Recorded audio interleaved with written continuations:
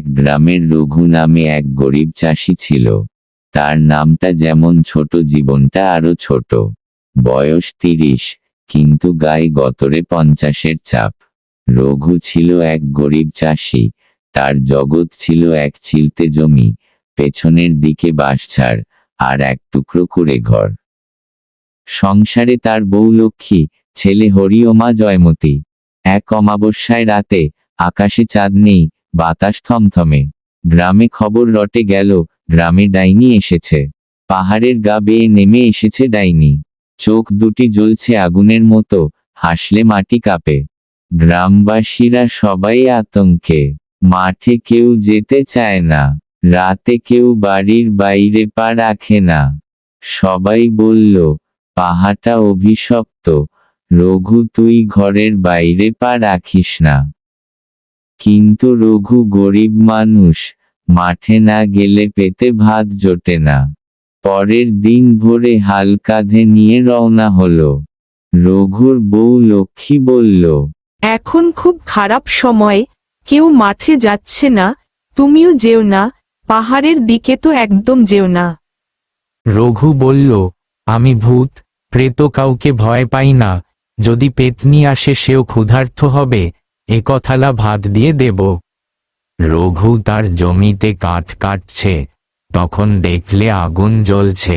সেই আগুন থেকে বেরিয়ে এলো বিশাল আকারের এক পেতনি। চোখ দুটো আগুনের মতো জ্বলছে। রঘুর বুক হিম হয়ে গেল। পেতনি রেগে গর্জে উঠল, তুই কে? কি করছিস এখানে? রঘু বলল, আমি চাষি, নাম রঘু, ধান ফলাই, মাটি চষি। এই মাটির দখল এখন আমার, পাহাড় থেকে নেমে এসেছি এই গ্রামের দখল নিতে। সবাই চলে গেছে, তুই কেন এখনো যাসনি? রঘু বলল, পালিয়ে যাব কোথায়, এই জমিই আমার জীবন। এই জমি ছেড়ে যদি যাই, তাহলে আমার কোনো অস্তিত্ব থাকবে না। পেতনি কিছুক্ষণ চুপ করে রইল, তারপর রঘুর দৃষ্টির দিকে তাকিয়ে থাকলো কিছুক্ষণ। তারপর বলল, এই জমি তোকে বাঁচিয়ে রাখতে পারে, তার জন্য আমাকে হারা, তাহলে এই জমি তোর। ডাইনি বলল, 3 রাত ধরে তোকে পরীক্ষা দিতে হবে, যদি তুই পাস করিস তাহলে জমি তোর, না হলে তোর জমি, তোর ঘর আর তোর সংসার সব আমার। রঘু ভাবল, হারালে সব হারাবো, না লড়লে কোনো কিছু রক্ষা পাবে না, তাই সে রাজি হয়ে গেল। প্রথম রাতে পেতনি রঘুকে একটি অন্ধকার ঘরে বন্ধ করে দিল।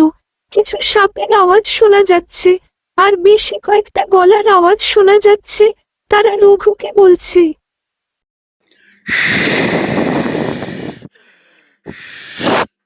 তুই মরবি, তুই মরবি, তোর ছেলে অনাথ হবে।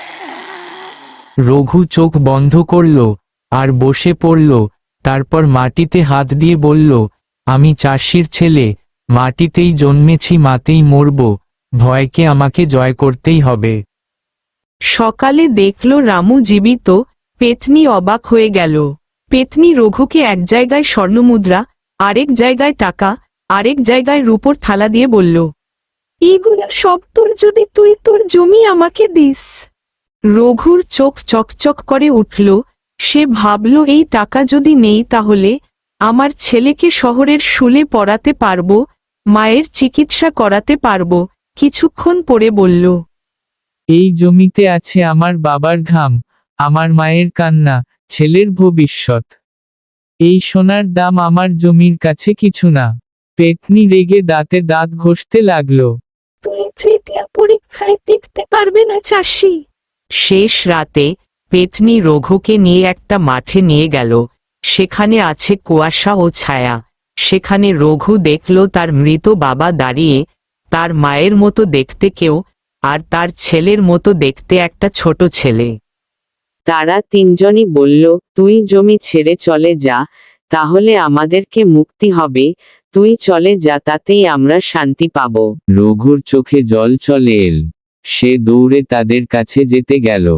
তারপর ভাবল, না বাবা আমাকে জমি ছেড়ে যেতে বলবে না, মা তুই জমি ছাড়িস না বলতো, ছেলে তো আমার সাহস বরাত, তারা কখনো আমাকে হারতে দেবে না। রঘু চিৎকার করে বলল, না, তোমরা আমার পরিবার নয়। তারপর সব ভেঙে গেল, কুয়াশা ছায়া সব পরিষ্কার, পেতনি আকারে ছোট হয়ে গেল।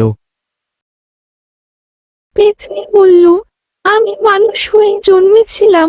আমি মানুষকে দেখে তার দুর্বলতা সব জেনে যেতাম, আর তার দুর্বলতার সুযোগ নিতাম। এক তান্ত্রিক আমাকে অভিশাপ দিয়েছিল, তারপর থেকে আমি ডাইনি হয়ে গেলাম।